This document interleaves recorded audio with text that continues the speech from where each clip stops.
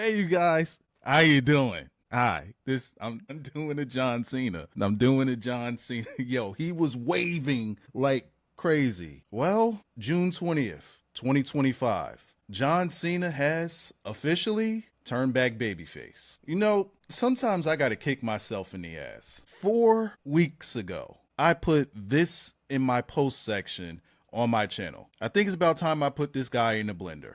Any thoughts before I do? John Felix Anthony Cena took my fucking video. Hey, I didn't even get a chance to record it because everything he said in that promo is exactly what I wanted to talk about and more. So maybe I could still do the video. Look, I was about to get started, but for some reason, I let LA Knight jump the line. Look, I already had the graphic for him. He's not that guy. I had this ready. I was ready to ride on Phil Brooks because Phil Brooks is the guy that we have today. And this video isn't about that. This video is to put praise, admiration, and respect on John Felix Anthony Sr. Jr. Did I do it again? Senior Anthony, John Felix Sr. No, it's John Felix Anthony Cena Jr. There we go. John Phoenix, Anthony Sr., whatever the boy name is. I said we got to put respect on his name, so respect on his name we will do. We got to put respect on the name of John Felix Anthony Cena Jr. There it is. I got it done. Tonight was a night in a promo that this was one of those ones. Let me tell you this. I will not be doing a long Smackdown review. We are here to talk about this promo. There's only 3 things that was worth your time to watch on Smackdown. This is clearly one of them. The other 2, I'm just going to tell you to go to WWE on YouTube and just type these in, watch those other 2 segments, and you're done with SmackDown. And that would be the Jacob Fatu segment with Solo, and also the Charlotte and, what's the girl name? Alexa Bliss segment after her match with Chelsea Green. The match, who cares about? Well, the match was okay. Actually, the match was pretty good. But the little segment and the whole thing, they're building there. They're building. You watch these 3, you don't need nothing else to watch on SmackDown. I think we got all of about 4 matches in 3 hours. They're out of fucking control. They're out of control, not giving us any wrestling. Like WWE is promo. Here's a match. Promo. Here's a match. Promo segment. Here's a match. Promo. Go home. We even had a promo where Cody came out and didn't say anything. Salute to that. F that. This isn't about that. John Cena deserves flowers. John Cena, like we've always known that John Cena has been an elite top promo in WWE. John Cena has now put himself amongst the gods of promos in wrestling history, at least to my knowledge, which spans over 40 years. And I've gone back as far as to watch stuff in the 70s. John Felix Anthony Cena, I almost messed up again. John Felix Anthony Cena Jr. is amongst the gods. He's Mount Rushmore at this point. And we can look at today, we can look at tonight's promo, and that's one thing, and it's a big thing. But he has been able to do this for decades. He has been, I swear, there's been so many times during this heel run where Cena is just taking everybody's best shot and won't say a word. He'll let them get all their stuff in. Cody as well. He'll let them just talk. And he would just sit there and just smirk. And when he did it last week with CM Punk, and CM Punk's cutting his promo, and CM Punk is stumbling, fumbling, bumbling, I'm just looking at Cena's face the whole time. And Cena just has this smirk that just says, if I can respond, I will bury you right now. That's just, if you just look at last week's promo and look at Cena's face, it's written all over his face. He's like, I can't wait till I can respond. I can't wait. Oh, and respond he did. Salute to R-Truth for doing the J.O. He got the win. Technically, he got the win. But salute to him for doing the J.O.B., for being the catalyst to set up the same exact scenario that we had almost 14 years to the day. If this happened on the 27th, it would be 14 years to the day of the Pipebomb promo. R-Truth was the catalyst because on the night of the Pipebomb, John Cena and R-Truth had a table match. And Cena had to sit there and lay in that table because he lost. And he had to listen to CM Punk talk for 7 minutes while CM Punk cut his promo, his pipe bomb promo. An excellent promo. One of those promos that it got people to go back and look at the history of CM Punk, not just in WWE, not just in TNA. Well, he didn't really cut many promos in TNA, but his stuff in ROH. And it was godly work that he put out in ROH. My favorite being his Summer of Punk promo, where he turned heels on the fans, where he turned heel on the fans after his match with Austin Aries, which to this day, is still one of my favorite matches that I've ever seen. One of my, not saying yours, but one of my favorite matches that I've ever seen. I love that match and love the promo that came thereafter. But it made you appreciate who CM Punk was, and it developed him into who he was going to become. See, but John Cena, being a master of his craft, exposed that promo. He exposed it badly. See, we fast forward to 2025, and here's Ron Killings again, being the catalyst for setting up this match, in which now CM Punk is the one driven through a table. Now, was CM Punk in a table match? No, but we still set up the same setting. It's a beautiful thing.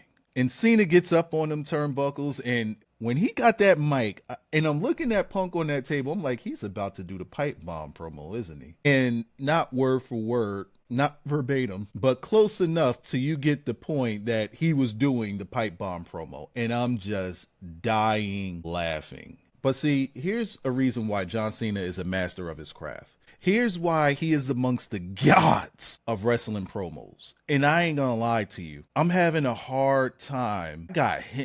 I got him and Flair 1A, 1B.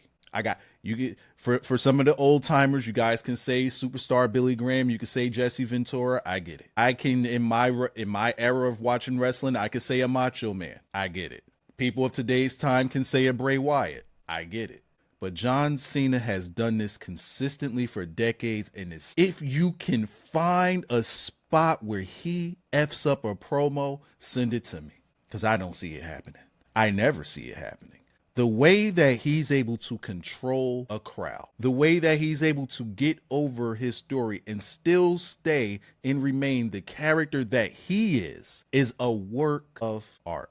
The way that he was able to take the crowd's beloved CM Punk and turn them on him while turning the crowd in his favor. He told them, hey, you better bring your A game, because if you can't tell, if Grand Rapids is any indication, the tides have been turning. See, this is one of them things where I'm not going to put it on booking and creative. I'm going to put this on, hey, they knew what they were doing because they were cross-referencing this small feud that they're building, or this match, let's say match that they're building. It's not a feud because it's not going to span over time. This match that they're building up, they're kind of cross-referencing their feud in the 2011s to when did it stop? 2013? Yeah, around about 2013 it stopped. They're cross-referencing that entire feud, and they're doing an excellent job at it. And there was even a point in there where I could tell that Cena felt like, okay, damn, I might have went a little too hard on him, because I kind of feel that they're turning on Punk. And the reason I say that is because there was a time in the promo where he tried to get them to chant for CM Punk. He tried. There were certain moments in this promo where he was trying to get them back on his side, but he got too over. He got his stuff too over. Look, for the life of me, I have been saying in my mind, John Cena has been a babyface this entire time. People like the babyface that has edge. People like the babyface that's defiant. People like the babyface that'll cuss you out. Well, not the babyface that do that. People like people that do that. People like people that goes against the status quo, goes against what you think should be a certain or particular box. People like that sort of person. You juxtapose that to CM Punk because, hey, they've completely flip-flop positions. CM Punk has become the company guy. CM Punk has become the guy that steps on eggs, that tiptoes on eggshells because he doesn't want to break any. CM Punk has become the safe guy. CM Punk has become everything that John Cena was. And in a very, very small sector of the internet, if you actually go to my post where I made that CM Punk, if you go to this post right here on my channel, and look at the comments, you'll see about 99%. It's not a huge number. It's 26 comments there. Only two people were positive about CM Punk. Everybody else was ready for me to destroy him. Everybody else. So you take that as a small sample size, but you say, hey, well, if I'm feeling this way, and I see these people right here are feeling this way, but maybe they don't feel as though they have the platform or the people that relate to how they feel. Maybe if they finally have that, then they could really voice their opinion. And that's what they did in those comments. And that just made me think, maybe there's more people that are like that. Stupid me should have put the video out 4 weeks ago. Thanks, Cena. You stepped on my video. Breaking the fourth wall. Speaking of the fourth wall, that right there to me was the expose of CM Punk's pipe bomb, because he took many shots at that pipe bomb. The way he set it up, like, hey, I'm doing this. Are we off the rails now? As if to perpetuate that everything that was done in that pipe bomb promo was orchestrated that way, with the exception of the mic being cut off. I do like how, I like how Cena even mentioned, hey, where's the other camera? Hey, Claudio. Hey, Nick Nemeth. Hey, Matt Cardoza. When he talked about how CM Punk stepped on hardworking people to get his way up to the top. See, now that line made me think. See, because you can take those two lines and separate them and think that they're not meant to be together. Because first he's talking about how CM Punk was stepping on people. Then he goes and looks, hey, is there another camera? And he mentioned those three names. Why? Why those particular people? It's interesting. It makes you think. I don't know. What I will say is if we go back to 2011, I do believe that Zack Ryder, when CM Punk and Daniel Bryan had that picture of all of the mid-card guys, Cody was in that picture. Bryan was in that picture. Zack Ryder was in that picture as the Intercontinental Champion. I wonder if Ziggler was in that picture, and I wonder if Cesaro was in that picture as champions. But anyway, it makes me think, is he saying that they were stepped on by CM Punk to get to the top and discarded, thrown to the side once he was done with them, once he gained favor? It makes me think. However, if he would have said this one effing name. I'm going to pause. For 5 seconds. I want you to type it in the comments. What name? We're on the same page. What name am I thinking? All right. 5 seconds. You ready? I hope you're already typing. You ready? Here we go. 5, 4, 3, 2, 1. All right. Sorry. One. Wrong finger. Sorry about that. Colt Cabana. If Cena would have just given us Colt Cabana, that would have been glaze. There's been glaze all over this video. See, then we got one more part that was pretty important in this promo.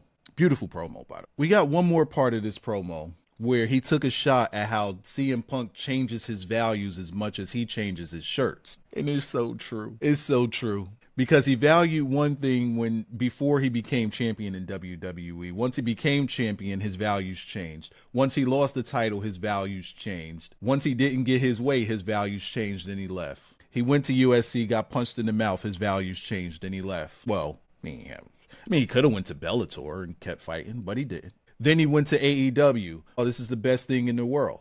These are the best wrestlers in the world. His values had changed. Then when things got a little rocky, his values changed. Oh my God. I should have made that video because I got so much to say about Punk. His values continued to change. He gets back to WWE, the place where he had particular values. And what was the first thing that he said when he came back? Hey, I didn't come here to make friends. I came here to make money. His values changed. But there was also the notion of, I don't ever want to go wrestle in Saudi for anybody's blood money. His values changed. So that line about him becoming TKO and TKO having him by the balls, or TKO ripped his balls off. Now he's saying the dude ain't got no balls. He's not even a man anymore. He's John Cena. Not the voice of the voiceless. He's not the voice of the voiceless. Cena broke this promo down so well. That dude deserves a Grammy, an Oscar, or something that comes along with this. For him to be able to cut this promo minutes before this was supposed to go on, and then had to still stall for an extra 4 minutes because they still needed 4 more minutes before they went off air and to continue the promo because they had more time, like picked it up like it was, oh, we got more time. I got more to say. Seamlessly, absolutely seamless. People can't do that today. They'll stumble. They'll find something else to do. They may even kick the wrestler while he's down, but they're not going to be able to pivot, get back into the promo, find other things to do around the promo that's going to insinuate the promo. This dude is a master at work. This is a master at work. Hey, we ain't got to like his ring work. We don't. But if John Felix, Anthony Cena can do anything, it's talk you into the building. Excellent promo. June 20th, 2025, John Cena has turned back babyface. You get nothing!